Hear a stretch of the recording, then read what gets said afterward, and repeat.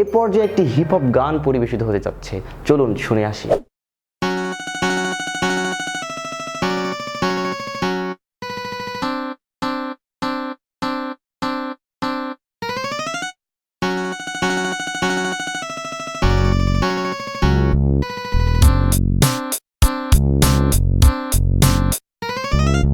খ্রিস্টপূর্ব 321 অব্দ মগধের রাজা ছিলেন চন্দ্রগুপ্ত। রাজধানী ছিল তার পাটালিপুত্র, আর চাণক্য লিখেছেন অর্থশাস্ত্র। গুপ্ত বংশ 320 সনে প্রথম চন্দ্রগুপ্ত বসে পাটালিপুত্রের সিংহাসনে, তারা ক্ষমতা প্রাপ্ত বংশের সেরা রাজা সমুদ্রগুপ্ত। দ্বিতীয় চন্দ্রগুপ্তই বিক্রমাদিত্য, তার দরবারে ছিল 9 নবরত্ন। পারা মিহির ও আর্যভট্ট হুনদের আক্রমণে গুপ্ত টুকরো টুকরো। রাজা ধীরাজ উপাধি রাজা শশাঙ্ক গৌড়ের রাজধানী করেন কর্ণ সুবর্ণ। এরপর চলে আসে পাল যুদ্ধ, পালের 400 বছরের এক দীর্ঘকাল। পালের জ্যেষ্ঠ রাজা ধর্মপাল, নির্মাণকারী ছিলেন সোমপুর বিহারের সামন্ত সেন পুত্র হেমন্ত সেন। অত্যাচারী রাজা লক্ষণ, অন্যায় থামাতে শত্রুকে হারাতে 1204 বখতিয়ার খিলজির আক্রমণ।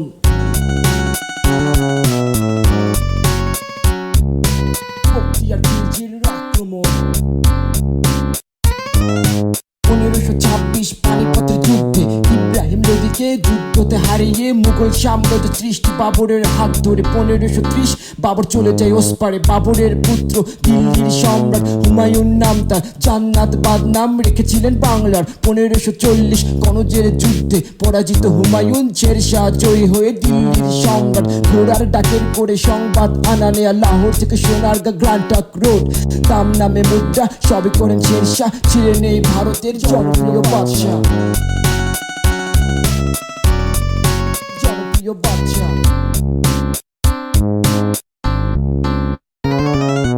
শেরশাহকে হারিয়ে 1555 সনে হুমায়ুন পুনরায় বসেন সিংহাসনে। 3 পানা দুর্গের সিঁড়ি থেকে পড়ে গিয়ে মারা যান হুমায়ুন 1556। হুমায়ুনের পুত্র আকবরের সিংহাসন তিনি ইলা নামে করে ধর্ম প্রবর্তন। বাংলা সৈন্য নববর্ষ প্রচলন করে 1605 সালে চলে যান ওসপারে। আকবরের পুত্র কৌশলী মহাবীর 12 ভূঁইয়া দমন করে পুত্র জাহাঙ্গীর। ঢাকার নাম চেঞ্জ করে জাহাঙ্গীরনগর রেখে 1627 সালে চলে যান ওসপারে। জাহাঙ্গীরের পুত্র সম্রাট শাহজাহান মমতাজের মৃত্যুতে বিশাল আঘাত পান। যমুনা নদীর তীরে তাজমহল নির্মাণ, দিল্লির আগ্রায় ঘুরে দেখে চারিপাশ, লোকে বলে শাহজাহান প্রিন্স অফ বিল্ডার্স। তারপর ধীরে ধীরে সময়ের অগোচরে ব্রিটিশের আক্রমণে 1857 সনে হেরে যান সম্রাট দ্বিতীয় বাহাদুর শাহ, সিংহাসন ত্যায্য। এভাবেই শেষ হয় মুঘল সাম্রাজ্য। 1805 বাহাদুর শাহকে রেঙ্গুনে দেওয়া হয় বনবাস। 1806 বাহাদুর শাহ মারা গেলে শেষ হয়ে যায় লেখা মুঘলের ইতিহাস। এই ব্যাকবেঞ্চার্স, সবাই সাধারণ জ্ঞানের গল্প বইটি কিনবেন। বিসিএস, বিশ্ববিদ্যালয় ভর্তি পরীক্ষা এবং বিভিন্ন প্রতিযোগিতামূলক পরীক্ষার জন্য সাধারণ জ্ঞানের একটি ব্যতিক্রমধর্মী বই, সাধারণ জ্ঞানের গল্প।